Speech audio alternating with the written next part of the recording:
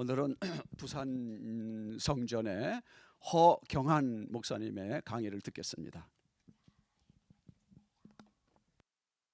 시구님 안녕하시죠?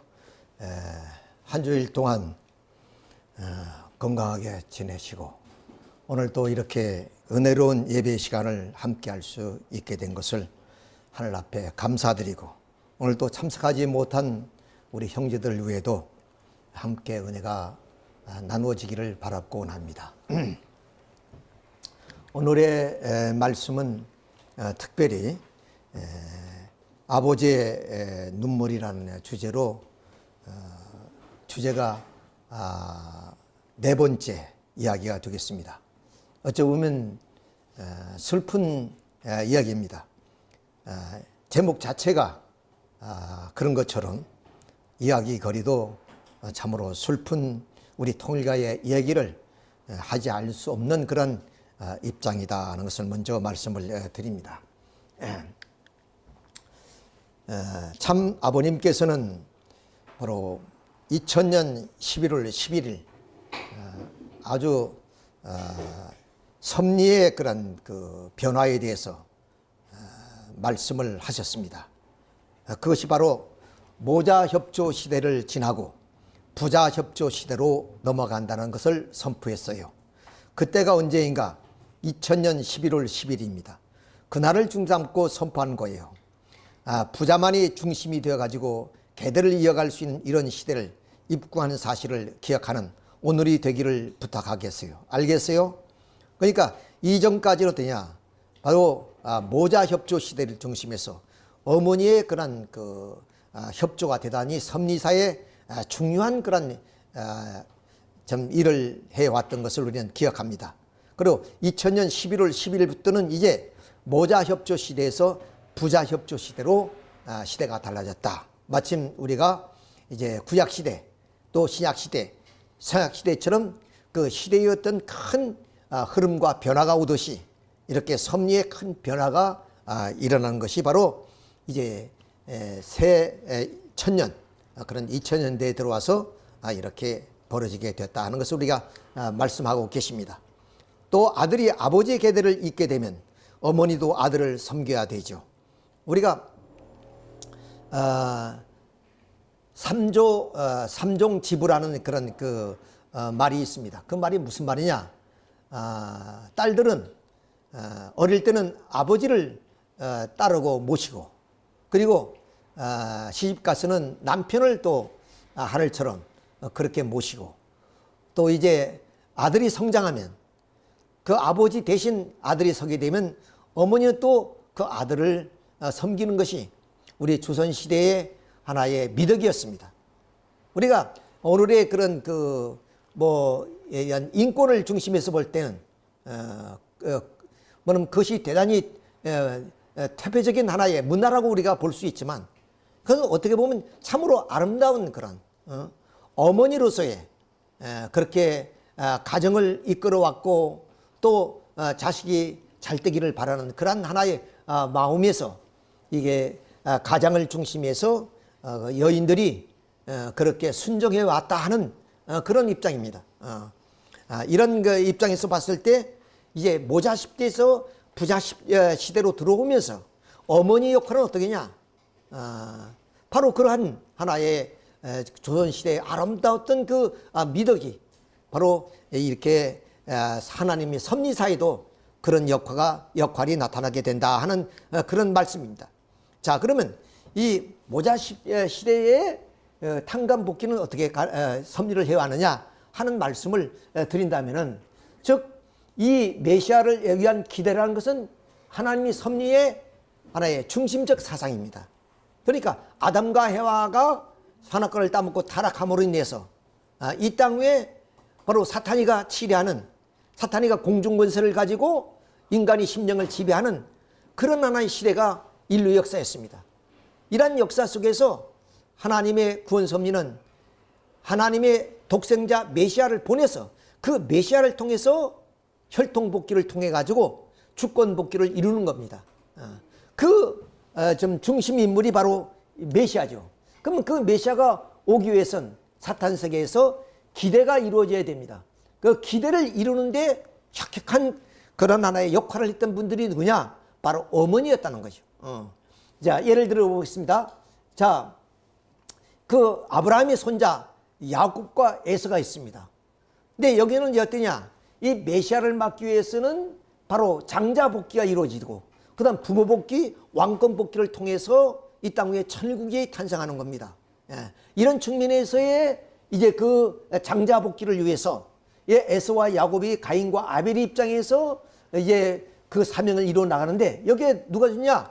어머니 리브가가 적극적으로 그 야곱을 도와서 바로 이 야곱 가정에서 이삭 가정에서 이렇게 장자 복귀가 이루어집니다. 이런 기대 후에 하나의 가정과 종족이 민족을 형성하죠. 그것이 바로 이스라엘 민족의 애굽 고역 노정입니다. 이런 애굽 고역 노정에서 바로 모세의 어머니 요게벳이 바로 이 죽음의 자리, 모세가 죽을 수밖에 없는 그런 환경권에서 그를 살리시고 그에게 민족 교육을 시켜가서 민족적 지도자로 세운 것이 누구냐? 바로 어머니 요게벳의 역할이었습니다. 이렇게 해서 결국 그 모세가 이스라엘 민족을 그런 종의 굴레에서 바로 가나안 땅으로 복귀하는 그런 역할을 했던 사람이 바로 모세였습니다. 이 모자 협조에서 이루어진 겁니다. 그 다음 예수님 또 어떤 입장이냐? 세계 복귀를 위해서 이 땅 위에 예수님이 오셨는데 거기에 마리아 어머니가 그럼 헤롯 왕이 죽이려 할 때 바로 그 환경을 피난을 가가지고 바로 애굽에서 그 헤롯 왕이 죽은 후에 또 좀 본래의 나라로 돌아오는 그런 과정, 이것이 좀 마리아가 어머니 예수를 도왔던 하나의 상황입니다. 자, 이렇게 해서 결국 유대민족이 예수님을 따르게 되면 예수님을 중심해서 유대민족과 하나가 되어서 이 땅 위에 메시아의 사명을 다해야 될 것이지만 결국 그것을 이루진 못했습니다만은, 이렇게 하나님의 탄감 복귀 역사 속에 어머니들의 역할, 이런 중심 그런 인물들이 어머니의 역할이 이렇게 대단히 컸다는 것을 우리는 알아야 됩니다. 그러면 이제 아버님 시대에 이 땅에 오셔서 어머니의 역할들이 무엇이었냐? 그것이 바로 이제 형제들 가운데 그 대표적인 분이 바로 좀 문구진 이사장이죠. 자, 이런 입장에서 그 어머니의 참 어머님의 그런 그 역할을 통해서 이게 형제가 이렇게 하나가 되는 그런 조건을 세우기 때문에 아버님은 문영진 회장에게 바로 모든 대신자, 상속자, 후계자의 자리를 넘겨주게 됐다. 그런 자리까지 올 때까지 또한 어머니 역할이 있었다 하는 것을 우리가 알 수 있습니다. 자, 그런데 이미 말씀드렸지 2000년에 들어와서 아까 삼종 지부가 아니고 지례네요, 지례. 저도 이건 뭐 잘 안 쓰는 말이 돼서 삼종 지례라는 게 아까 말씀드렸죠. 뭐 딸이 아버지한테 순종하고 또 아버지 뜻을 따르고 또 남편이 시집 가서는 남편이 뜻을 따르고 그다음 나이가 들어서는 이제 아들이 세워지게 되면 아들에게 그 어머니 역할을 하는 그런 삼종 지례의 내용입니다. 자, 그래서 이제 2000년 들어와서 이제는 모자협조 시대가 아니라 부자협조 시대, 부자협조 시대에 들어왔다, 이렇게 선포하신 거예요. 그러니까 이것은 구약 시대에서 신약 시대로 이렇게 변하듯이 이렇게 엄청난 섭리의 그런 과정 속에서의 그런 변화를 의미하는 겁니다. 자, 부자협조 시대는 뭐냐? 참 부모님 가정을 중심해서 그 대신자, 상속자, 후계자이신 형제님과 연하님이 바로 이제 이대왕이 돼서 그 자녀를 중심으로 해서 3대 왕권이 이루어지는 거 아니겠습니까? 이 3대 왕권이 대단히 중요한 겁니다. 그러면 어떠한 그 왕가도 그러면 이제 예를 들어서 진시황이 결국 2대 만에 망하지 않습니까? 그 진시황이 그야말로 좀 권력을 가지고 천하를 통일했지만 3대를 이어져 나가지 못했기 때문에 진나라가 결국에 좀 10년 만에 멸망을 합니다. 자, 이것은 무엇이냐? 어느 왕조든지 그 왕조가 뭐면 좀 천세 만세로 이어지기 위해서는 첫째로 3대 왕권이 정립이 돼야 됩니다. 그럴 때부터 그러면 차근차근 그 왕권이 수립되어 나가는 것이죠. 자, 이런 입장에서 바로 하나님의 이 땅 위에 천의국을 이루어서 그런 영원한 하나의 만세를 이루기 위해서는 이런 3대 왕권이 이루어지지 않고서는 하나님의 섭리가 이어져 나갈 수 없다는 거예요. 그러니까 참부모님만 승리해서는 안 되는 거예요. 참부모를 중심해서 3대 왕권의 승리적 기대 후에 3대 왕권이 세워지게 되면 그 왕가가 어떻게 해요? 가정과 사회, 국가, 세계를 이루어서 이 땅 위에 바로 천의국이 세워지는 것이 아니겠습니까? 자, 이렇게 세워지게 되면은 바로 그 천의국은 이 3대 왕권을 중심으로 해서 바로 세워지는 것인데, 그것이 뭐냐? 모자협조 시대를 지나서 부자협조 시대로 가서 이렇게 이루어진다는 거예요. 자, 그렇기 때문에 모자 시대는 탕감 시대고 부자 시대는 영광 시대라는 거예요. 그렇기 때문에 새천년을 중심한 팔순을 향해 해방 시대로 넘어가라는 거예요. 그러니까 우리가 그 모자 시대를 보게 되면 야곱 그리고 모세, 예수님 시대까지 수없는 탕감의 길을 걸어왔죠. 뭐냐면 하늘편에 있는 사람들이 사탄과 싸워서 승리하는 그 과정이 엄청난 그런 하나의 고난의 시간이었다 그 말이에요. 그런 하나의 시대를 이제 넘고 이제 부자 시대는 어떠냐? 영광의 시대다. 이제는 그 탕감을 넘어선 그런 영광만이 넘치는 그런 시대가 온다는 거예요. 지상 천국과 만민이 하나님의 나라의 집에서, 세계의 집에서 같이 살 수 있는 형제의 심정권으로 국경과 종족과 민족과 문화 습관성을 뭐냐면 모두 넘어서 바로 이렇게 균일적으로 새 출발을 하니 하나님이 주관할 수 있는 신천신지의 세계가 되는 것이다. 따라서 이제 이 부자 협조 시대가 되었기 때문에 이제 인류는 그런 인간의 이상인 그런 신천신지 새 세계가 이제 좀 이렇게 세계적으로 이루어지고 있다 하는 것을 우리가 여기서 또 문명사를 중심해서 볼 때도 우리가 이해를 할 수가 있는 내용입니다. 자, 이래서 결국에 문영진 회장이 이대왕이 되어서 이제 아버님을 대신하고 그러한 하나의 이제 왕권을 가지게 된 거 아니겠습니까? 그래서 아버님 살아 생전에 신주님이 3대 왕이다 이렇게 선포하고 가셨어요. 그러니까 이제 뭐냐면 아버님은 바로 제세시에 3대 왕권을 다 이루시고 가셨기 때문에 만세대로 이어질 수 있는 그런 기틀을 두었다. 그래서 아버님이 다 이루었다 이런 말씀을 하시고 가셨던 것입니다. 그러나 예수님은 이걸 이루시기 위해서 오셨어요. 그러나 그것을 이루지 못하기 때문에 예수님은 마지막 최후의 기도가 뭐냐면 아버지가 할 만하면 이 잔을 명쾌해 달라고 그렇게 간구했던 것이 뭐냐? 당신이 이 땅에 오셔서 이런 3대 왕권을 이루어서 그리고 탕감이 없는 그런 평화, 신천신지 새 세계를 이룩하기 위해서 오셨던 것이었지만 결국 유대민족의 불신 때문에 그 왕권을 이루지도 못한 채 허무하게 십자가를 지고 가시게 되었다 하는 것을 우리가 여기서 알 수가 있는 겁니다. 자, 그러면 이 아버님이 3대 왕권을 세울 때까지 어떤 그 과정을 우리가 한번 살펴보도록 하겠습니다. 아버님이 이 땅에 오셔서 말씀만 선포하고 메시아로서의 그런 역할이 무엇이겠느냐? 말씀만 선포해서 되는 것이 아니고 반드시 아담과 헤아가 하나님의 그런 축복 속에서 이 땅 위에 참 부모가 되듯이 참 부모로 이 땅 위에 오신 겁니다. 그러니 당연히 이제 참 부모로 되기 위해서는 참 어머니도 있어야 된다. 그래서 아버님이 바로 일찍이 20대에 이렇게 참 성진씨 어머니를 이제 간택해서 그렇게 결혼을 하시게 된 거죠. 자, 그렇지만 이 성진이 어머니가 바로 아버지의 뜻을 반대함으로 인해서 따르지 않음으로 인해서 결국에 그러면 이혼을 하게 되고 그래서 희진 어머니를 선택하게 되었습니다.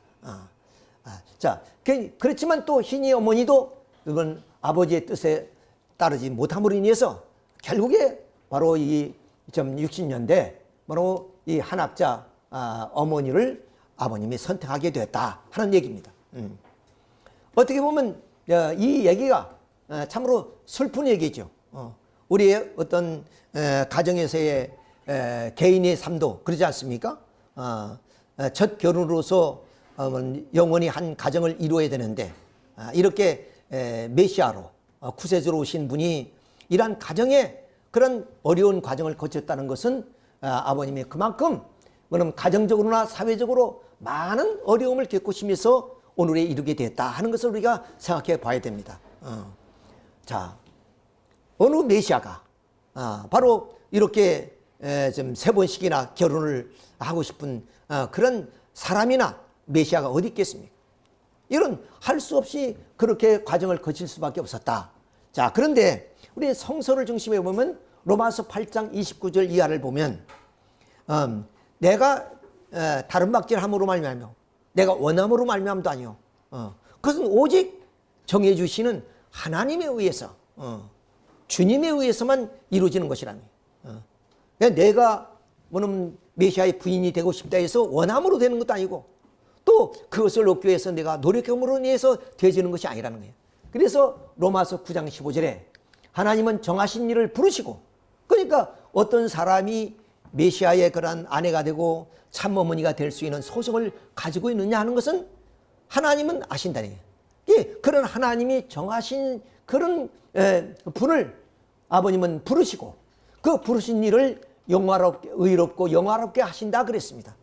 그런데 여기서 우리가 이 성서 구절을 잘 이해하려면 정하시고 부르신 것으로서 의롭고 영화를 받는 건 아닙니다. 그 자신이 책임을 다했을 때, 그렇지 않습니까? 우리가 예를 들어서 어떤 자리에 좀 세워졌다 할지라도 그 자리에서 자기의 책임을 다할 때 자기의 능력이 나타나고 자기의 실력이 나타남으로 인해서 결국 그 가치가 드러나는 것처럼 바로 누구든지 사람에게는 자유의지가 있기 때문에 그 자유의지에 의해서 책임을 다할 때 의롭고 영화를 받는 것이 뭐는 정하고 부름을 받았다고 해서 되어지는 것은 아니다는 거예요. 그렇기 때문에 이러한 하나의 성서 구조를 잘 이해를 못함으로 하면 바로 이런 하나의 좀 인간의 운명론, 이런 하나의 그 예정론이라는 것이 나타나게 됐습니다. 그러니까 사실 인간이 하나님은 예정하지만 그 예정한 인물이 예정된 인물로서 나타나기 위해서는 책임 분담을 해야 된다는 사실을 우리가 여기서 명심하게 알아야 됩니다. 자, 이렇게 해서 한학자 여사가 이런 하나의 책임 분담을 다하게 되면은 즉 하나님이 부르신 것은 95%입니다. 그래서 정하고 부르신 것은 그만큼 책임이 컸다는 거예요. 그 대신 본인의 책임은 우리가 원리에서 밝힌 것이 5%다는 거예요. 5%. 자기 책임만 하면 의롭고 용화를 받는 겁니다. 이 부름을 받을 때까지는 하늘이 불러주시고 그리고 메시아가 불러주시는 거예요. 자기 5%의 책임만 다 하면 되는 겁니다. 자, 그래서 아버님 말씀이 기원절까지 4년 몇 개월 남았습니다. 이제까지 어머니가 책임할 수 있는 도수를 마치지 못하면 문제가 벌어집니다. 그 앞으로 4년 몇 개월 남았는데 기원절을 선포하려면 그때 어머니의 그런 사명, 책임을 다해야 된다는 거예요. 또 어머니를 다시 만들어야 돼요. 다시 만들으니까 90세가 된 지금까지 길러나가고 이제 3% 남았습니다. 그러니까 어머니가 지금까지 5% 가운데 2%는 잃었고 3%가 남았다는 거예요. 근데 이제 90세까지 앞으로 그것을 다 해야만이 기원절을 선포할 수 있다는 것을 이렇게 책임 분담을 강조하고 있습니다. 그런데 어떻게 되느냐? 결국 어머니가 책임을 다하지 못하고 오히려 좀 참부모님의 뜻에 반기를 들고 나서게 된 것이 이것이 독생녀론입니다. 자, 이렇게 해서 그 독생녀의 그런 하나의 그 행위를 우리가 한번 보게 되면 바로 지금까지 아버지 앞에 순종했던 그 우리 참 어머님께서 아버님의 성화 이후에 결국에 아버님을 좀 부인하는 입장, 즉 메시아로서의 부인하는 입장. 쉽게 말하면 신성모독이죠. 그렇지 않습니까? 자, 우리 그 천주교에서 고해성사라는 게 있습니다. 저 어떻게 보면 참 뭐 어떤 뜻을 우리가 떠나서 우리가 생각하는 입장에서 볼 때 내 죄를 사함을 받을 수 있다는 것은 얼마나 좋은 일이에요. 우리가 일반 종교에서 나의 신앙생활을 했을 때 내 죄가 얼마나 사해졌는지 우리 모르잖아요. 근데 불교의 캐톨릭에서는 그럼 신부님께 고해 성사를 하면 그 죄가 다 사해져요. 자, 그런데 죄를 사하지 못하는 죄가 하나 있어요. 그것이 신성모독죄입니다. 뭐 예수님을 비하했거나 예수님을 부인했거나, 이것은 어떠냐? 일반 우리 신부님이 살 수 없고 저 이태리 로마에 가서 바로 교황이 뭐냐면 사해주지 않으면 그 용서받을 수 없는 죄입니다. 그것은 뭐냐면 바로 이것이 신성모독죄입니다. 이런 신성모독죄를 지금 저지르는 거예요. 자, 뿐만 아니겠습니까? 바로 아버님 원죄를 가지고 태어난 아버님은 곧 원죄 없이 태어난 독생녀를 만나서 원죄를 청산받은. 그러니까 이 말은 다시 우리가 거꾸로 얘기하면 참 어머님은 바로 하나님으로부터 태어날 때 바로 원죄 없이 신성한 어머니로 이 땅에 태어났다는 거예요. 그리고 아버님은 바로 죄를 가지고 태어났다. 즉 신성모독을 하는 거예요. 그러므로서 그 아버지가 죄가 없는 아버지가 되기 위해서 어떠냐? 나와 결혼해 줌으로 말미암아 나로 인해서 뭐냐면 아버지가 원죄를 청산한다. 이런 그 이야기입니다. 그뿐이겠습니까? 독생녀 어머니는 어떠냐? 바로 아버님은 메시아가 아니다는 거예요. 메시아의 후보일 뿐이다. 근데 그때 당시에 한학자 학생이 결혼할 나이에 어떠냐? 한 10명 가까운 후보자가 있었다는 거예요. 후보자가. 그 후보자가 양도천, 박태선, 나우몽 이런 분들이 쭉 그때 좀 신령한 분들이 많이 있었지 않습니까? 이런 분들이 모두가 한학자 그때 17살 어린 학생이었습니다. 그 학생의 남편 될 수 있는 그런 메시아 될 수 있는 사람들이 바로 한 여러 명 있었다는 거예요. 거기에 한학자 17살 그런 학생이 문선명 선생을 선택했다는 거 아니에요. 자, 이렇게 해서 선택해 줌으로 말미암아 결국에 이 한학자와 학생과 결혼해서 결국 아버님이 원죄를 벗었고 메시아가 될 수 있었다. 이런 얘기입니다. 여러분 생각해 보세요. 17살짜리가 지금 가방 들고 학교 다니는 그런 입장이었어요. 어머니, 독실한 어머니의 그런 그 신앙의 그늘에서 어머니의 보호를 받으면서 곱게 성장했어요. 근데 사회적인 어떤 기반이 어디 있습니까? 자기가 이런 기라성 같은 그 신령한 사람들을 선택할 수 있는 그런 사회적 기반, 그런 능력, 어린 학생에 그런 것이 있겠습니까? 말도 안 되는 소리예요. 그래서 한마디로 말하면 이것은 아버님에 대한 신성모독이다. 이렇게 얘기할 수밖에 없습니다. 자, 이렇게 해서 결국 성혼의 주모로 말미암아 결국 아버님은 좀 메시아 자리에 올 수가 있었다. 나로 인해서 원죄를 청산할 수 있기 때문에. 자, 뿐만 아니라 이 독생녀 어머니는 아버님이 이 사탄과 싸워서 이 원리 말씀을 이 땅 위에 선포하게 되는데, 인류는 아담과 하와가 선악과를 따먹고 타락함으로 인하여 하나님의 말씀으로 창조된 이 세상에서의 그 말씀을 잊어버렸습니다. 그래서 모든 그 성각자들은 진리 말씀을 찾아서 나온 거예요.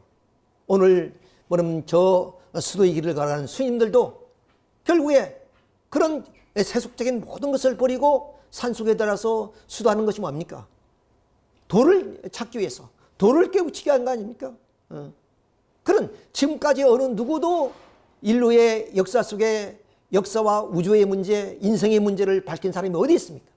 그러나 참 아버님께서는 이 원리를 통해서 인생과 우주와 역사에 대한 것을 규명해냈단 말이에요. 그것이 위대한 원리입니다. 이런 원리를 부정하는 지금 언행을 하고 있는 것입니다. 좀 얼마 전에 지금까지 원리는 광야로정에서 필요했던 말씀이고, 이제는 그것이 필요 없고 독생녀의 참부모론을 공부해야 된다. 이러므로 인해서 지금 전국이 그야말로 들썩들썩합니다. 전 미국에서 온 소식을 보니까 저 유럽에서 상당히 반대하는 목소리가 높아지고 있다는 그런 얘기를 들었습니다. 그것도 그럴 것이 아닙니까? 지금까지 우리가 이러한 길을 걸어왔고 아버님을 메시아로 인정할 수 있는 것은 원리 때문에 그렇습니다. 원리 때문에. 이런 원리뿐만 아니라 바로 말씀을 선포한 것이 바로 600여 권이 되지 않습니까? 이런 걸 모두가 부정하는 그런 입장. 자, 그래서 어영 교수들인 선문대 신학 교수들에 의해서 이렇게 오는 한학자 독생녀의 설교를 체계화시켜 나가는 겁니다.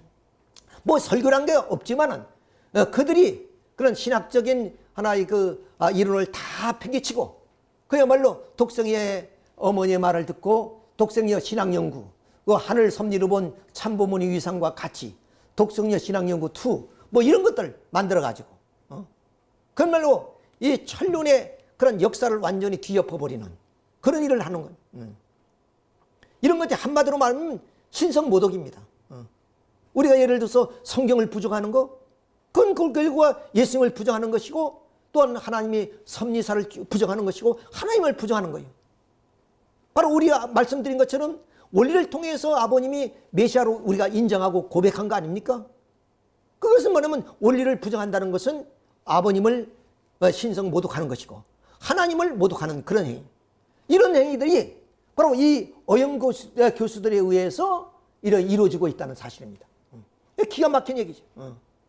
자, 이것이 오늘 우리가 참 이 독생녀 어머니가 결국에 참 어머니 자리에서 폐위될 수밖에 없는 그런 하나의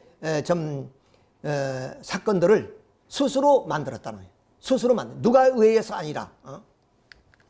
자, 들어봅시다. 2018년 미국 서밋 대회 마치고 어머님 말씀. 내가 미국을 섭리하는데 누가 미국 섭리했습니까? 아버님이 다 미국 섭리를 했지. 독생의 어머니가 미국 섭리를 어떻게 했어요? 어머니가 연설한 것도 다 아버님이 적어준 거, 원고를 다 써준 걸 가서 읽기만 했지. 어머님의 그런 말씀이 있습니까? 40년 걸렸다. 내가 메시아이고 참부모 독생녀인 것을 내가 선포했다. 아버님이 살아계실 때 아버님이 나한테 그렇게 했어야 한다. 그러니까 아버님 살아계실 때 아버님이 메시아가 아니고 독생녀가 메시아다 이렇게 해줘야 되는데 그렇게 안 했다는 거예요. 자, 아버님의 책임을 못하셨고 어머님을 재림주 메시아 참부모로 독생녀인 것을 세워주고 증거 못했다. 그래서 기원절 선포는 독생녀가 해야지 아버님이 선포하면 안 되기 때문에 기원절 6개월 전에 가셔야 돼. 왜 아버님이 죽었느냐? 기원절을 선포해야 되는데 아버님이 나를 증거 안 해주었기 때문에 그럼 기원절을 선포하지 못한다. 그러므로 아버님이 죽어야 당신이 기원절을 선포할 수 있다. 청청병력 같은 얘기입니다. 세상에 이런 얘기가 어디 있겠어요? 자, 그래서 아버님이 명명해 놓으신 모든 것을 다 바꿔버려요. 자, 뭐냐면 이 교회 간판에서부터 모든 것 다 바꿔버립니다. 이렇게 해서 가정맹세, 말씀집, 올리강론, 재림론, 그리고 뭐냐면 의식 행사 이런 거 전부 다 바꿔본 거 아닙니까?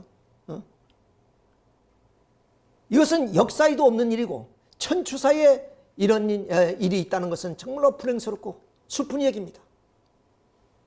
이것은 한 개인이나 한 집단이 이루어놓은 이러한 하나의 행위가 이걸로 끝나는 것이 아니라 인류에게 미치는 그 탕감의 역사가 얼마나 깊겠습니까? 그래서 일찍이 문영진 회장은 바로 인류의 큰 탕감이 진행될 것이다. 이미 10년 전에 그렇게 했어요. 그래서 3차 대전의 징조를 말씀한 적도 있습니다. 지금 상황이 그렇지 않습니까? 우크라이나 전쟁이라든가 또 이스라엘 중심으로 하는 중동 전쟁이 발발할 수 있는 징조들이 지금 나타나고 있다는 사실. 이런 것들이 왜 일어났냐? 바로 이 독생녀의 반란 때문에 이런 탕감이 인류가 짊어진다. 자, 예수님이 십자가에 돌아가심으로 인해서 이스라엘 민족의 순환 역사 뿐만 아니라 인류가 다 그러한 2000년 동안의 순환의 역사를 겪은 것은 다 오신 메시아를 십자가에 못 박은 하나의 탕감 때문에 그렇다. 이렇게 이제 우리가 알고 있듯이 오늘의 이 사회적 문제, 국가, 세계적인 문제들이 다 이렇게 우리가 설명해 나갈 수 있습니다. 자, 어머님은 아버님과 다른 별개의 길을 가고 있다. 아버님 말씀을 듣지 않고 어머니 내 말을 들으라고 하니 누시엘보다 더 무서운 존재다. 누시엘이 인류의 죄악의 출발점인 것처럼 오늘 누시엘보다 더 무서운 사람들이 뭐냐? 어머니 뜻을 따르는 사람이다. 오늘 가정연합의 교권 세력이나 식구들을 다 무지몽매해지면 그들은 아무것도 모르고 따라가지만 그것은 누시엘보다 더 나쁜 행위다. 이걸 지적하고 있습니다. 아버님은 원리적으로 하지만 나는 그러지 않다. 아버지는 지금까지 원리적으로 해왔다지만 나는 그런 원리의 길을 안 따른다. 이 얘기예요. 성진이 어머니와 이혼이 없으면 이 어머니가 어머니 아니에요. 아버님 말씀입니다. 첫째 결혼인 성진이 어머니와 이혼을 했다면 오늘 어머니가 있을 수 없다는 거예요. 첫 번째, 두 번째 다 이혼했기 때문에 결국 세 번째로 한학자 어머니를 선택했다. 예, 그 말씀이겠죠. 참부모가 하늘과의 사랑의 상속을 받아 지상의 부모의 인연을 가지고 온 것입니다. 그것이 성진이 어머니 중심 삼은 문씨, 최씨 혈통이에요. 알겠어요? 그걸 중심 삼고 기독교 문화권에서 가인 아벨을 중심 삼고 타기만 했으면 지금 어머니가 아니라는 것입니다. 성진이 어머니하고 성진이가 왕자가 되어 하늘나라의 계대자가 되는 겁니다. 한학자 어머니 대신 다른 어머니 후보자를 훈련시킬 수 있다. 아버님 살아생전부터 어머니가 아버님을 부정하는 그런 얘기를 하기 때문에 아버님은 또한 참 가끔 이런 말씀을 하셨던 것입니다. 그리고 어머니는 메시아의 아내 자리를 떠났어요. 내가 얘기하지 않아도 여러분이 어머니의 삶을 보았고 현재 보고 있으니까 김용희, 이재석 너희들 참아버지가 지상에 살 때 그 가르침이 핵심이 무엇인가를 그렇게 모르냐. 참 아버님 말씀은 손대지 말라고 그렇게 분명히 가르쳤는데 참 아버님과 함께 참 어머님과 함께하는 그것이 천법인가? 왜 참 어머님을 위해 너희들은 그 가르침을 분명히 밝혀제지 못하느냐. 영계의 메시지입니다만은 영계에서 그런 교권 세력들이 전부 다 어머니와 빌붙어 가지고 하늘의 섭리를 회방하는 그런 것을 보시고 질책하는 말씀이고 개탄하시는 말씀이다 하는 것을 우리가 여기서 알 수가 있습니다.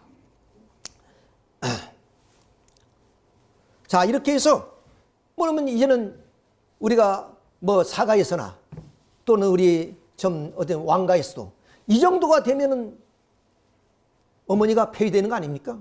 생각해 보세요. 이렇게 신성 모독뿐만 아니라 아버님이 닦아 나왔던 모든 세계적 기반을 다 허물었으니 어찌 또 아버님께서 뭐냐면 이 한학자 어머니를 끌고 같이 세계적 섭리를 완성할 수가 있겠습니다. 이건 도저히 있을 수 없는 얘기입니다. 오늘 가정연합에서는 우리 문영진 회장을 불효자라고 그렇게 얘기를 합니다. 왜? 어머니를 폐시켰다. 그런 얘기예요. 그런데 좀 지나가는 사람들에게 물어봅시다. 이런 지경까지 왔는데 아무리 사랑이 참 부모님이고 구세주 메시아를 할지라도 이런 상황에서 어떻게 참 부모님 가정이 형성될 수 있냐?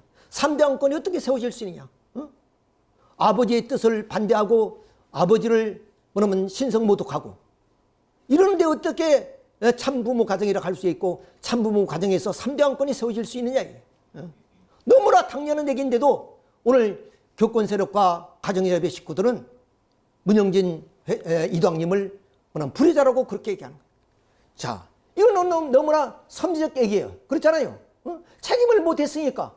그래서 우리 성진 씨 어머니도 이혼을 하게 되고 그리고 희진님 어머니도 그렇게 해서 이혼하게 되고 그래서 세 번째 대신 한학자 그 참 어머님도 이런 천주적인 그런 하나의 범죄를 저지르는 거 아닙니까?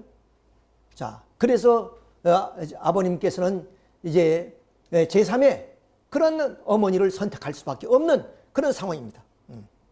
이것은 일반 역사가 아니고 아버님이 돌아가셨는데 이렇게 하지만은 이거는 영계에 계시나 지상에 계시나 참 부모님 참 가정이 형성돼야 온 인류가 축복을 받고 그리고 3대 왕권이 이루어지는 겁니다.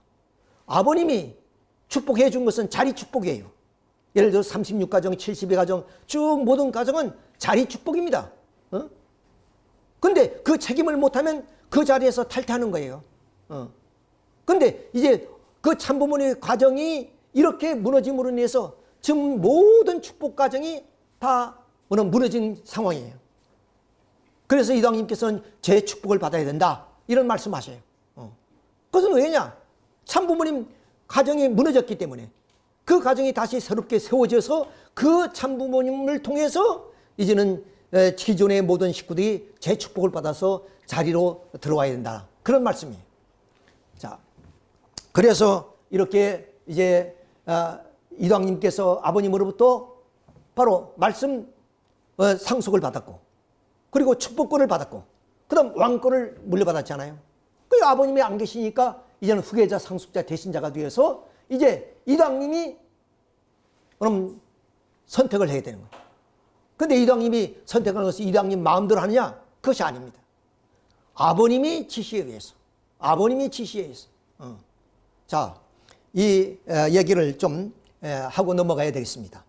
자, 이제 아버님 살아생전에 뭐냐면 그 성인 6분에게 이제 축복을 시켰습니다.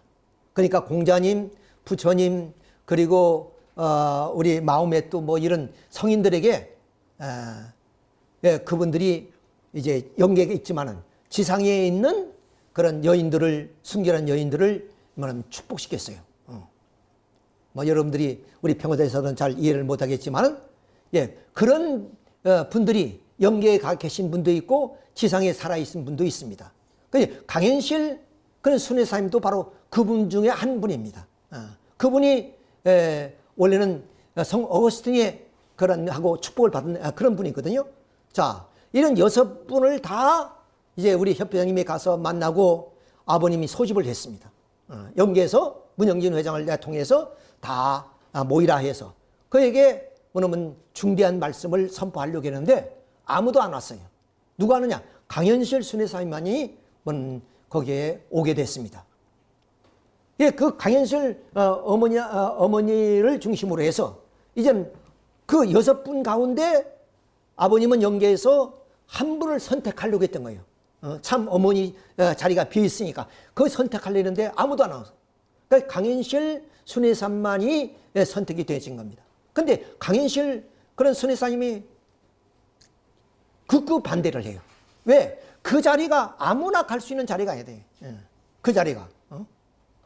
왜? 이분은 너무나 신앙심이 깊으신 분입니다. 아버님과 남한에서 최초로 만남이 이루어졌고 평생 아버님 뜻만 따라오신 그런 분입니다. 집도 안 가고. 그런데 그 어머니 자리가 어떤 자리인데 내가 감히 그것을 우리가 언감생심 바라볼 수 있느냐. 그래서 협회장님이 말씀하시고 간부들이 말씀하시고 또 이도학님 문영진 회장이 말씀하시고 안 들어요. 그래서 어느 날 아버님이 현몽하신 겁니다. 강현실 순회쌤한테 형진이 말을 따르라.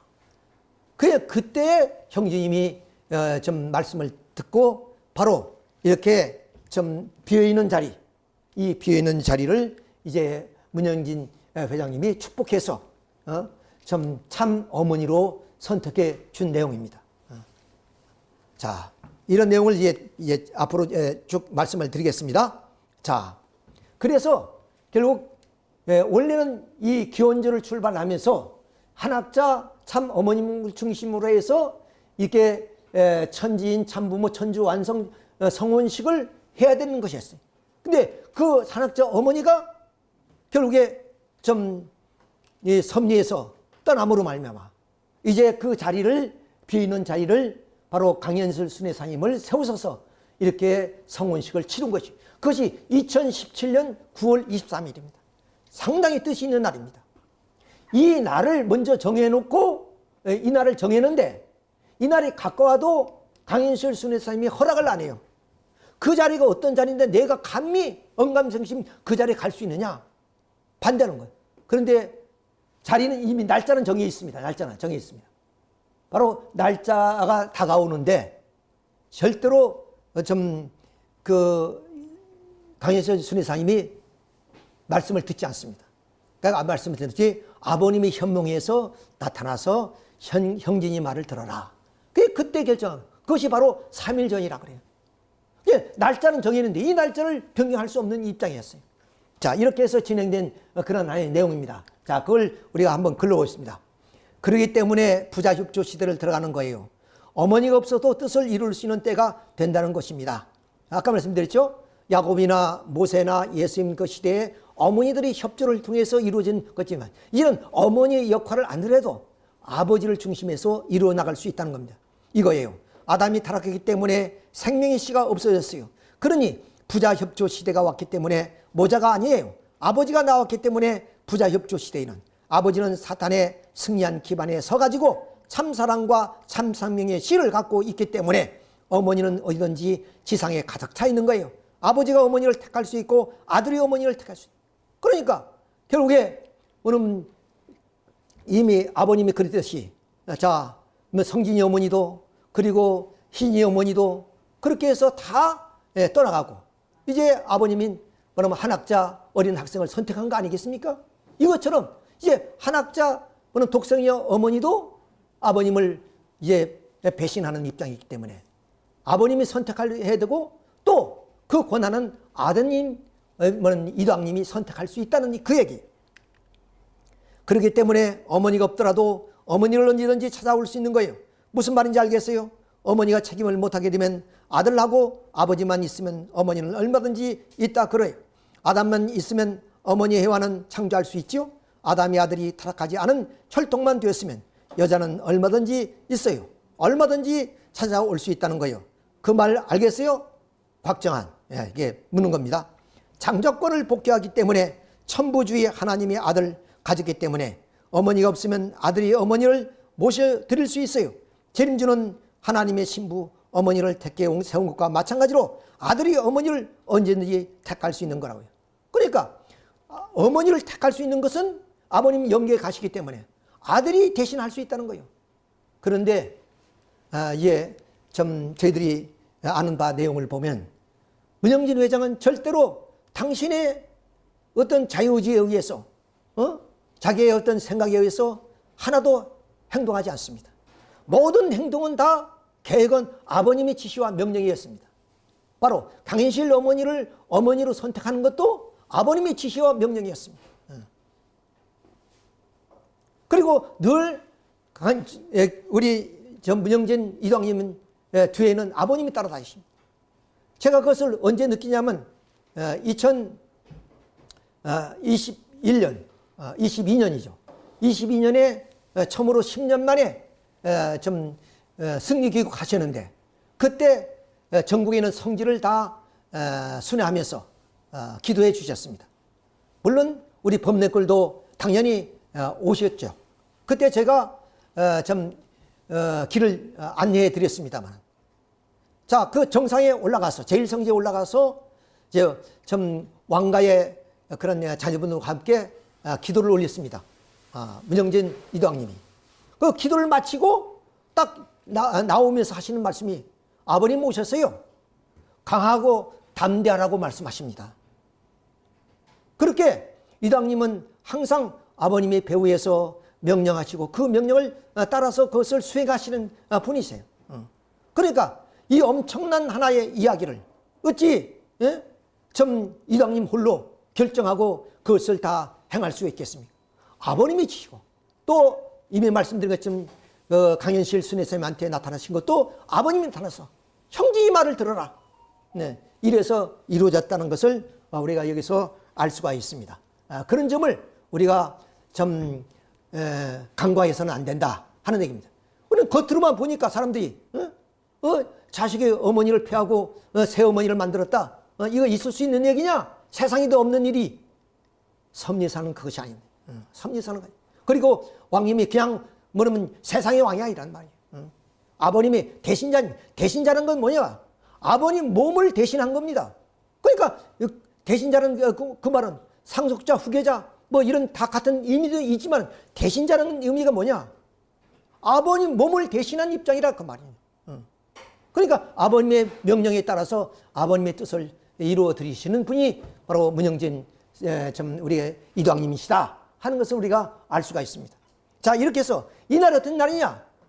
2017년 9월 23일이에요. 이 날이 이미 디데이가 딱 정해놓고 이제 강희실 어머니가 말씀을 안 들으니까 6분이 있었다 그러죠? 성인 부인들이 6분인데 6분들이 다 뭐냐면 거기에 동의하지 않으니까 강희실 뭐냐면 순회산만이 그 아버님의 말씀을 듣고 따랐단 말이에요. 그런데 그까지는 됐는데 어머니의 자리에 가는 그것은 완강히 부인했습니다. 내가 감히 그 자리에 어떤 자리인데 내가 갈 수 있냐. 그래서 아버님이 현몽하시고 또 이당님이 그렇게 해서 이 2017년 9월 23일 이 날입니다. 근데 이 날이 어떤 날이냐? 기가 막힌 날이에요. 그러면 지나고 보니까 너무 기가 막혀요. 2017년 9월 23일을 디데이로 딱 정해놓은 그 상황 속에서 3일 전에 바로 강현실 순회사님이 결정을 했다는 거 아닙니까? 그러니까 얼마나 이당님은 초조하겠어요. 날짜는 지금 막 다가가는데 좀 본인이 승낙을 안 하기 때문에. 자, 그래서 이루어졌습니다마는 그것은 바로 2017년 9월 23일. 이것은 말하면 미국의 나사, 그러니까 항공우주국에서 뭐냐면 촬영한 겁니다. 이 사진이. 지금 뭐 인터넷에 많이 돌아다니긴 합니다만은 이것은 물론 천문학에서 그리고 기독교에서 특별한 관심을 가졌어. 그래서 뭐 이날이 휴거가 일어나는 날이다. 뭐 기독교에서는 그렇게 말하고 요한계시록에서 이런 얘기가 나오게 됩니다. 자, 이 내용을 우리가 한번 살펴보도록 하겠습니다. 자, 요거는 이제 리오 뭐냐면 사자 별자리입니다. 사자. 이렇게 사자처럼 생겼잖아요. 9개의 별을 가지고 이 사자 별자리가 되고 처녀 별자리는 뭐냐면 이겁니다. 이렇게 되어 있어요. 자, 그때 그날 특별히 요게 이제 뭐냐면 금성, 뭐냐면 수성, 화성, 뭐냐면 금성 이렇게 해서 나란히 3개가 있어요. 그래서 여기는 12별이 이렇게 있는 상황이 되었고, 그 다음 이 처녀 별자리에는 해가 머리에 어깨에 있고, 그 다음 달이 발 밑에 있습니다. 그러니까 달이 해를 품는 그런 입장이 있어요. 자, 이런 하나의 징조를 보고 뭐냐면 천문학자들이 이것이 보통 날이 아니다 하는 것을 이제 관심사를 가지고 기독교에서도 좀 특별하게 이 날을 주시했던 겁니다. 이것은 우리가 어떻게 보면 저 2000년 전에 예수님이 탄생할 때 점성술자들이 별을 보고 예수님이 탄생을 예고했고 또 찾아와서 예물을 드렸던 거 아닙니까? 이렇게 우리 인간과 그런 자연 그리고 천체와는 뗄래야 뗄 수 없는 불가분의 관계입니다. 우리가 흔히 신토불이라 그러죠. 자연과 우리 인간은 뭐는 둘이 아니다. 뗄래야 뗄 수 없는 그런 과정. 자, 이것을 성서에도 얘기를 합니다. 창세기 1장 14절 보면 하나님이 이루시되 하늘의 궁창에 광명체들이 있어 낮과 밤을 나누게 하고 그것으로 징조와 계절과 날과 해를 이루게 한다. 그러니까 해와 달과 별들 이런 것들이 다 그러면 지상의 인간들의 삶의 어떤 징조라는 거예요. 물론 우리가 계절의 변화에 의해서 일어나는 하나의 현상도 있지만 특별하게 이런 현상 말씀드린 것처럼 이렇게 수성, 화성, 금성이 일직선을 이루는 얘기가 드물거든요. 이런 하나의 좀 별자리가 인류 역사 속에 어떤 분은 6,000년 만에, 7,000년 만에 이런 얘기를 합니다. 그리고 이것은 참 잊을 수 없는 하나의 그런 별의 그런 움직임이다. 그러니까 이것은 특별하게 지상의 어떤 징조를 보여주는 것이다. 이렇게 얘기하는 거예요. 성수도 그렇게 얘기했고 욥기 38장 30절에 내가 하늘에 궤들을 아느냐 하늘로 하여금 그 법칙을 땅에 베풀고 했으니 그러니까 하늘에서 일어난 징조들이 땅에서 그렇게 나타난다 그 말입니다. 그래서 아까 말씀드렸처럼 점성술자가 그 별을 보고 예수의 탄생을 와서 좀 경배드리고 축하했던 거 아니겠어요? 이것이 뭐냐면 그런 얘기가 아니라 우리 역사 속에 심심치 않게 그런 일들이 많이 일어납니다. 자, 이런 것들을 우리가 중심에 봤을 때 이 23일은 대단히 특별한 날이다. 그리고 누가복음 21장 11절에 곳곳에 큰 지진과 기근과 전염병이 있겠고 또 무서운 일과 하늘로부터 큰 징조들이 있으랴. 이건 말세에 이런 형상이 벌어진다. 말세에. 그러니까 하늘에서부터 이미 그런 기근과 지진이 일어나기 전에 하늘에서 그런 현상이 나타난다. 징조를 보여준다. 그러니까 이것은 그럼 6천년 만에 7천년 만에 나타난 하나의 현상인데 이런 현상이 그야말로 뭐 평범한 밤하늘의 그런 별의 그런 작용이 아니다. 이것은 지상에 나타날 그런 현상을 보여주는 하나의 사건이다. 근데 이날 어디에요? 바로 천주완성 축복 성호신식이 이루어졌다. 이걸 우리가 알아야 됩니다. 이런 엄청난 이러한 날이기 때문에 바로 이러한 하나의 별자리도 이미 징조로 보여줬던 것을 우리는 알게 됩니다. 자, 한번 봅시다. 요한계시록에 이 내용이 자세히 나왔어요. 요한계시록 12장 1절 보면 하늘에 큰 이적이 보이니 해를 옷 입은 한 여자가 있는데 아까 해가 위에서 있죠? 그 발날에 달이 있고 그 머리에 12별이 관을 썼더라. 이에 여자가 아이를 베어 해산하게 되매 아파서 애를 쓰며 부르짖더라. 하늘에 또 다른 이적이 보이니 보라 한 큰 붉은 용이 있어 머리가 7이요 뿔이 10이라 그 여러 머리 7 왕관이 있는데 그 꼬리가 하늘의 별 3분의 1을 끌어다가 땅에 던지라. 용이 해산하려는 여자 앞에 그가 해산하면 그 아이를 삼키고자 하더니 그 여자가 아들을 낳으니 이는 장차 철장으로 만국을 다스릴 남자라. 그 아이를 하나님 앞과 그 보좌 앞으로 올려가더라.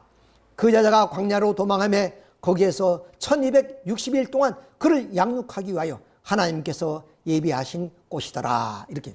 자, 이 용이 그 임신한 그 여인을 집어삼키려 하는데 이 좀 해산해서 철장으로 만국을 다스릴 그 남자를 아이를 안고 광야에 있어서 1260일 동안에 피해 있더라 하는 그런 얘기입니다. 이런 요한계시를 통해서 오늘 많은 그런 또 기독교인들이 이런 하나의 좀 징조를 기다리고 있다는 것을 우리가 아실 수가 있는 겁니다. 자, 이런 그 내용을 중심에서 봤을 때 여기에서 좀 12별을 중심으로 하는 그 사자 자리가 바로 왕관이에요, 왕관. 그러니까 해를 입은 그런 그 여인이 12별자리를 통한 왕관을 썼다 이거예요. 그러니까 이 여인이 바로 철장으로 만국을 다스릴 남자가 탄생한 그런 여인입니다. 근데 여기에 목성이 있죠. 주피도. 이 목성이 뭐냐면 해산하는 그런 것을 의미합니다. 뭐냐면 이 목성은 12년 주기로 해를 한 바퀴 돕니다. 그러니까 이 목성이 보이는 것이 잠깐 보였다가 사라지는데 이 기간에는 그 여인의 복부를 중심으로 해서 뭐냐면 얼마나 있었냐? 바로 17년이 있으니까 2016년 11월 9일부터 바로 2017년 바로 10개월이니까 9월까지 그렇게 뭐냐면 이 별자리 여인이 복부 자리를 중심해서 움직였다는 거예요. 그래서 이 별이 또 사라졌다는 얘기예요. 그러니까 이 복부에서 목성이 있었다는 것은 그 철장으로 만국을 다스릴 남자 해산을 위해서 우리 임신기간이 10개월 아닙니까? 정확히 말하면 249일입니다. 42주.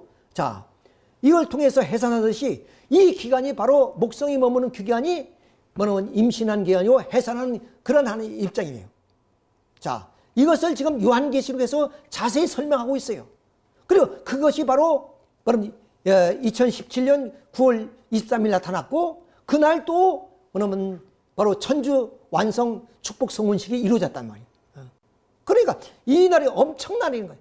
근데 이런 것을 잘 모르는 사람은 휴거이다 뭐 여러 가지 그런 그 종교 나름대로의 그런 예언을 했지만은 실질적으로 이것이 이루어진 것. 그러니까 요한계시록의 예언이 바로 이 날을 통해서 이루어진 겁니다. 이것을 우리가 자, 이게 봅시다. 자, 하늘에서 큰 이적이 보이니 이거 다시 읽는 겁니다. 해를 옷 입은 한 여자가 있는데 그 발 아래에 있는 달이 있고 그 머리에는 12별이 관을 썼더라. 이 여자가 아이를 베어 해산하게 되매 아파서 애를 쓰며 부르짖었더라. 여자가 아들을 낳으니 이는 장차 철장으로 만국을 다스릴 남자라. 이 아이를 하나님 앞과 그 보좌 앞으로 올라가더라 그랬습니다. 3절 하늘에 또 다른 이적이 보이니 보라 한 큰 붉은 용이 있어 머리가 7이요 뿔이 10이라. 그 여러 머리를 7 왕관이 있는데 그 꼬리가 하늘의 별 3분의 1을 끌어다가 땅에 던지니라.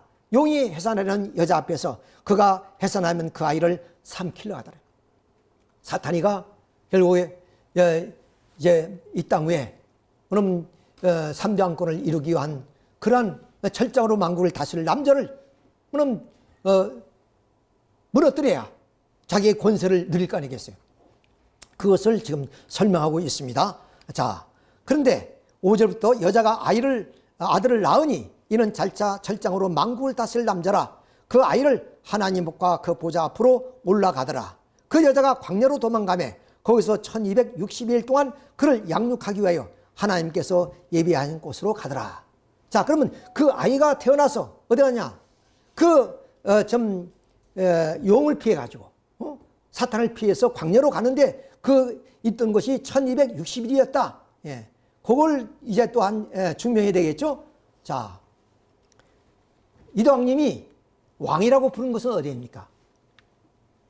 바로 이 2017년 천주완성 축복 성원식 이후에 문영진 회장이 왕으로 등극합니다. 그 전에는 왕이 아니었어요. 왜? 참 부모님의 왕권이 세우지 않은 데서 이대왕이 세워질 수 없잖아요. 그러니까 이제 문영진 회장은 바로 이 천주완성 축복 성원식의 끝남으로 말미암아 비로소 태어난과 같은 입장이에요. 태어난과 같은 입장. 그래서 이대왕이 되고 3대 왕권으로 이어지게 됐단 말이에요. 자, 그런 입장에서 이당님이 독성에게 이제 쫓겨나서 미국에 가서 펜시엘 계곡에서 그렇게 3년이라는 세월을 보내게 되죠. 자, 이 과정입니다. 이렇게 참 그 깊은 산골 저도 가봤습니다만 영하 20도 30도 오르는 그런 추위가 심한 곳이고 눈이 엄청나게 오는 곳이에요. 여기 가서 이렇게 좀 밤을 지새우면서 그 고난의 길을 걸은 거예요. 다시 말하면 독성의 어머니가 바로 이 이당님을 이렇게 내쫓겼으니까 광야에 나가서 그것을 피해서 이렇게 좀 그 탕감의 길을 걸어가는 겁니다. 자, 우리가 여기서 보듯이 우리 우리 훈사님, 김감룡 훈사님이죠. 자, 이렇게 해서 이 야생곰이 나오는 이런 곳에서 이렇게 좀 모닥불을 피워놓고 이런 세월을 보냈다. 얼마나 기가 막혔어요. 마치 예를 들어서 좀 개유장난으로 말미암아 단종왕이 쫓겨났잖아요. 심지어 저 영월에 유배까지 갔어요. 죽었지만은 그런 입장이야. 그런 입장. 얼마나 기가 막혀. 자기의 왕권이 탈취돼 가지고 왕이 이제는 정처 없는 그런 삶의 모습. 이런 모습으로 지금 간 거 아니겠어요? 여기서 3년을 보내고 이제 승리하고 돌아오게 됩니다. 자, 이것이 바로 요한계시록의 얘기와 똑 맞는 거예요. 요한계시록의 얘기와. 자, 이렇게 해서 이제는 그 철장으로 만국을 다스릴 수 있는 왕권을 가지고 이 땅 위에서 지금 치료하는 거 아니겠습니까? 그래서 철장 자유축제를 지금 펼치는 이유가 바로 여기에 있습니다. 여기에서 좀 정치권에 있는 정치인들 그리고 사회 저명인사들과 접촉하면서 그 섭리를 넓혀나가고 있다 하는 것을 우리가 여기서 알 수가 있습니다. 자, 이렇게 요한계시록의 말씀처럼 이렇게 12별의 하나의 왕관이 되어서 그 여인이 왕관을 쓴 것 같은 그런 입장이다 하는 것을 여기서 우리가 다시 확인해 볼 수 있습니다. 콩쿠르에서 참부모님이죠. 참부모님을 축하한다 하는 그런 하나의 문구입니다. 자, 그러면 강현실 그 어머니 여기에 그때 당시엔 전도사니까 이렇게 이름을 붙였습니다. 자, 아버님이 남하에서 최초로 만난 사람이 누구냐? 강현실 전도사입니다. 이분은 바로 고려 신학, 그러니까 그의 아버지는 독실한 신앙자이기 때문에 바로 일본이 강요하는 신사참배도 거절하신 분이에요. 그래서 많은 순환을 받으신 분 아니에요. 그분이 딸입니다. 그러니까 고려 신학이랑 고려파라는 것은 대단히 그 보수적인 신학자들인데 거기에 신학 공부를 하시는 학생이었어요. 그래서 이 법력골에 저 산중턱에 이상한 남자가 이상한 얘기를 하는 사람이 있다. 그 말을 듣고 올라온 겁니다. 법력골 골짜기에 이상한 말을 하는 사람이 있다는데 힘들게 올라갔더니 우물가에 곱게 생긴 한 아주머니가 있었다. 이 근방에 청년들이 자취하는 방이 있는데 좀 가르쳐 주십시오. 댁은 어느 회사에 다니시는 분이에요? 하고 물었다. 아닙니다. 저는 예수 믿는 사람이에요. 그랬더니 안내를 해 주었다. 방에 들어가 기도를 드리고 일어나서 방안을 살펴보고 나서는, 그러니까 그때 아버님이 안 계실 때예요. 아마 이제 뒷동산에 기도하라고 그 사이에 홀로 방 안에 들어가서 기도를 하고 돌아서 보니까 그 방이 너무 초라하기 때문에 흙과 돌을 이겨서 얼기설기 만들어 놓은 집이었다. 방바닥은 다담이 2장 정도 안 되는 방이었으며 벽은 종이 한 장 발라지지 않은 흙벽 그대로였다. 천장은 비가 새었는지 여기저기 얼룩져 있었고 방바닥은 천 잠바 조각으로 깔려 있었다. 이 집이죠. 이 집에. 이 집에 가봤다는 거죠. 자, 마침 어느 촌 마구간 같았다. 나는 그 집을 보고서 사람이 세상에 태어나서 이런 집에 살다가 죽은다면 얼마나 많은 한이 남을까 하고 생각했다. 그런 생각을 하고 있을 때 노동자 타입의 한 청년이 들어왔다. 옷차림이 너무도 초라하게 보였다. 퇴색한 국방색 한복 바지에 윗옷은 고동색 낡은 잠바를 입었다. 양말은 미군들이 신다 남은 국방색 톡톡한 것을 신었고 데님도 매지 않은 채 바지를 걸어 올린 몰수비였다. 그리고 나를 보고는 어디서 오셨습니까? 하여서 이 아래 범천교회에서 일하는 전도사입니다. 이렇게 대답하자 큰 포단을 깔아주면서 앉으라고 권유하였다. 그제서야 이분이 바로 이상한 얘기를 한다는 청년임을 알았다. 자, 그분은 하나님께서 7년 전부터 전도사님을 많이 사랑하셨습니다고 말씀하셨다. 자기가 7년 전부터 하나님이 전도사를 많이 사랑했다는 그 말을 하는 거예요. 그 말씀을 듣고 7년 전 일을 돌이켜 봤더니 그 해가 복음 사업을 위하여 내 일생을 하나님께 바치겠다고 결심하고 나선 해였다. 그래서 속으로는 이 청년이 무엇을 좀 알고 있구나 하고 생각했다. 오늘 참 잘 오셨습니다. 오늘은 5월 10일인데 뜻이 있는 날이죠. 내가 이북에서 피난 내려와서 글을 시작했는데 오늘은 그 글을 끝낸 날입니다. 이제는 다 완성됐으니 오늘 오후부터는 전도를 해야 되겠다고 생각하고 말씀하였다. 이남에 내려와서 아직 한 사람의 정도도 얻지 못했습니다. 이날 5월 10일이 1년에 걸쳐서 원리 말씀을 집필하고 끝난 날이에요. 그날 바로 이 강현실 전도사님이 바로 이 집을 방문하게 됐던 겁니다. 자, 그래서 이런 과정 속에서 집필한 내용입니다만은, 자, 그때 당시 피난시를 부산입니다. 하나님이 성도를 보내주셔야겠습니다. 이렇게 기도를 하고 내려왔는데 스스로 걸어 들어왔다면서 그 청년은 너무 기뻐하였다. 그 말씀을 하시고는 한국에 대해서 이야기를 꺼냈다. 한국 땅은 앞으로 온 세계의 산봉우리 같은 역할을 할 것이며 세계 사람들이 한국을 부러워하며 한국 사람이 되지 못한 것을 부끄럽게 생각할 때가 온다 했다. 그리고 오시는 주님은 엘리야가 세례 요한으로 나타난 것 같이 육신을 쓰시고 오신다고 하였다. 그래서 나는 예수님이 어디 오실 데가 없어서 한국에 오시겠느냐. 자, 이런 데 오시겠느냐, 이게. 이런 데. 그때 피난선에. 이렇게 혼자 생각했다는 거죠. 예. 그때 하시는 말씀이 1950년도에 저 북한 상공에 예수님의 얼굴이 나타난 것을 무심히 넘길 문제가 아니라고 말씀. 자, 미군의 파일럿들이 전쟁하는 과정 속에서 이렇게 예수님의 모습을 본 거예요. 이 파일럿가 사진을 찍었습니다. 이걸 무심히 우리가 생각해서는 안 됩니다. 예수님이 이만큼 이 땅을 사랑하시고 여기에 재림주 메시아가 오신다는 거예요. 그러니까 강희실 순회사님은 이렇게 참 가난한 나라에 오실 데가 없어서 이런 나라에 오겠느냐, 이렇게 의심을 했다는 거 아니겠습니까? 자, 강희실 참어머님의 양력을 말씀드리고 마치겠습니다. 자, 음력 27년, 그러니까 선생님보다 7년 후에 태어나신 분이죠. 선생님은 20년생이니까 양력 9월 15일 탄생하셨고, 그래서 부산 범천 장로교회 개척했고 통일교회 입교했고, 최초로 아버님이 남하에서 최초로 전도된 분이 강현실 전도사입니다. 그리고 대구교회 개척했고 전국 순회사로서 활동했으며 대전교회, 그리고 마산 지역장, 마산 진교회, 부산 진교회죠. 그리고 광주교회도 개척을 했습니다.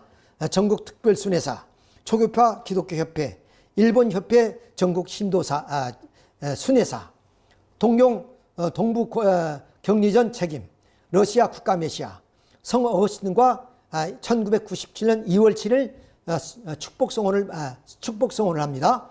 그리고 2000년 서울 서대문 연합회장, 경북 영주 연합회장, 그리고 2016년 12월에 누구도 아까 말한 6명의 그 성인의 부인들이 있었는데 아무도 그러면 거기에 참 말씀을 듣지 않음으로 인해서 강인슬 순회사님만이 그 길을 따라왔다 그러죠. 그것이 2016년 12월 미국 펜실바니아 천일국 3대 왕권으로 들어와서 모시게 됐고, 2017년 아까 말씀드린 9월 23일 천지인 참부모님 천주완성 축복 서원식을 통해서 비로소 참 어머니 자리에 서게 됐고, 그로 인해서 바로 참부모님이 왕권을 가지고 이 땅을 치리할 수 있는 그런 입장에서 바로 이대왕님도 왕의 그런 칭호를 부르게 됐다 하는 말씀. 그리고 그 후에 2년 후에 2019년 3월 7일 14일장으로 천주 성화식을 미국 펜실베니아에서 치르게 됐습니다. 그래서 지금 문국진 이사장님이 경영하는 그런 총공장에 땅이 워낙 넓으니까, 여유만한 땅이니까 거기에 한편에 그 참 어머님의 그런 모시는 그런 성전이 있고, 그 성전 앞에 바로 참 어머님의 원전이 있습니다. 거기서 하면 참배를 하고 그렇습니다. 이렇게 해서 참 강인실 어머님이 선택하는 된 그런 하나의 과정을 우리가 참 짧은 시간에 이렇게 살펴봤습니다. 좀 이해되지 않은 부분도 있습니다만은 다 어떻게 하나하나 우리 인간적인 사고를 가진 사람들 앞에 이해를 시킬 수 있겠습니까? 그러나 당연한 것은 바로 강인실 어머님이 어머님 자리에 가고 싶어서 한 것도 아니고, 결국에 참 한학자 독생의 어머니 그런 하나의 배신으로 말미암아 결국에 참 강인실 어머님이 선택되어졌다는 이 사실을 오늘 우리들은 결코 간과해서는 안 된다는 말씀을 드리면서 오늘 전체의 말씀을 마치도록 하겠습니다. 우리 함께 기도 올리겠습니다. 사랑의 아버님, 눈물겨운 하나님의 섭리사를 우리가 다시 한번 듣게 되었습니다. 이것은 기쁜 소식이 아닙니다. 참으로 참 하늘의 섭리의 비극적인 하나의 사건이 아닐 수가 없습니다. 아버님은 이 땅 위에 메시아 구세주 참봉으로 오시기 때문에 한 번이면 어린 양 잔치로 좋겠습니다. 그러나 세상에 그러한 참 몰직한 몰이해로 말미암아 결국에 아버님은 그러한 순환의 과정을 거쳐서 결국 2017년 9월 23일 천주 완성 축복식을 이루게 됨으로써 모든 섭리를 종결지게 되었다는, 또 어떻게 한편의 기쁜 그런 참 말씀을 우리는 듣게 되었습니다. 아버지, 이렇게 슬픈 역사를 안고 우리는 이제 이당님을 모시고 이제 천국 완성을 향해서 가게 되었습니다. 한편으로는 슬프고 참으로 눈물겨운 섭리 역사지만 이제 다시 한번 우리는 마음을 새롭게 해서 천국을 건설하는 현장에 서 있음을 우리는 똑똑히 알고 천국 용사로서의 우리의 사명과 책임을 다하는 우리 식구님들이 되어지기를 바랍고 원하며 축복 중심 가정 허경한 이름으로 간절히 보고 기도 올려 싸움나이다. 아주